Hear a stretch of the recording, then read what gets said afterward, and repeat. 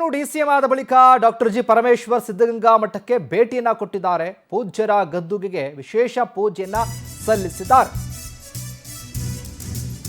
ಉಪಮುಖ್ಯಮಂತ್ರಿ ಆದ ಬಳಿಕ ಡಾಕ್ಟರ್ ಜಿ ಪರಮೇಶ್ವರ್ ಅವರು ತುಮಕೂರಿನ ಸಿದ್ಧಗಂಗಾ ಮಠಕ್ಕೆ ಭೇಟಿಯನ್ನ ಕೊಟ್ಟಿದ್ದಾರೆ.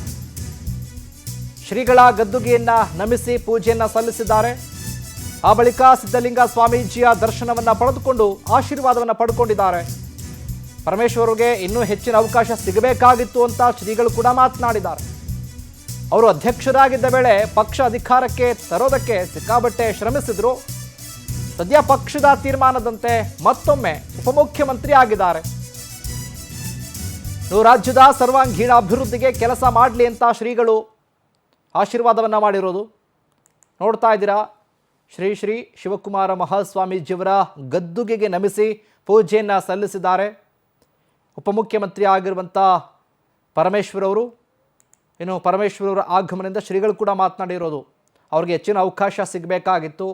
2013ರಲ್ಲಿ ಅಧ್ಯಕ್ಷರಾಗಿದ್ರಲ್ಲ ಅವರು, ಆ ಸಂದರ್ಭ ಪಕ್ಷವನ್ನು ಅಧಿಕಾರಕ್ಕೆ ತರೋದಕ್ಕೆ ಸಿಕ್ಕಾಬಟ್ಟೆ ಕಷ್ಟಪಟ್ಟರು. ಅವ್ರಿಗೆ ಹೆಚ್ಚಿನ ಅವಕಾಶ ಸಿಗಲಿ, ಅಭಿವೃದ್ಧಿ ಕಡೆ ಗಮನ ಕೊಡಲಿ, ಹೆಚ್ಚಿನ ಜವಾಬ್ದಾರಿ ಕೂಡ ಇದೆ. ಈಗ ಮತ್ತೊಮ್ಮೆ ಉಪಮುಖ್ಯಮಂತ್ರಿಯಾಗಿ ಅವಕಾಶ ಸಿಕ್ಕಿದೆ, ಕೆಲಸ ಮಾಡಲಿ, ಒಳ್ಳೆಯದಾಗಲಿ ಅಂತ ಆಶೀರ್ವಾದವನ್ನು ಮಾಡಿದ್ದಾರೆ.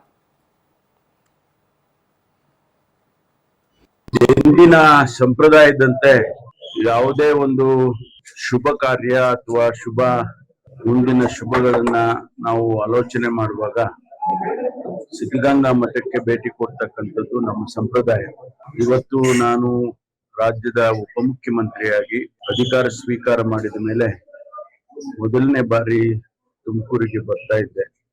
ಆ ಸಂದರ್ಭದಲ್ಲಿ ಶ್ರೀಮಠಕ್ಕೆ ಭೇಟಿ ಕೊಟ್ಟು ಪೂಜ್ಯ ಸ್ವಾಮೀಜಿ ಅವರ ಆಶೀರ್ವಾದವನ್ನು ಪಡ್ಕೊಂಡು, ಗದ್ದಿಗೆಗೆ ಪರಮ ಪೂಜ್ಯ ಶ್ರೀ ಶ್ರೀ ಶಿವಕುಮಾರ ಸ್ವಾಮೀಜಿ ಅವರ ಗದ್ದಿಗೆಗೂ ಕೂಡ ಭೇಟಿ ಕೊಟ್ಟು ಅವರ ಆಶೀರ್ವಾದವನ್ನು ಪಡ್ಕೊಳ್ತಕ್ಕಂಥದ್ದು ನಮ್ಮೆಲ್ಲರಿಗೂ ಸಿಗ್ತಕ್ಕಂತ ಅವಕಾಶ.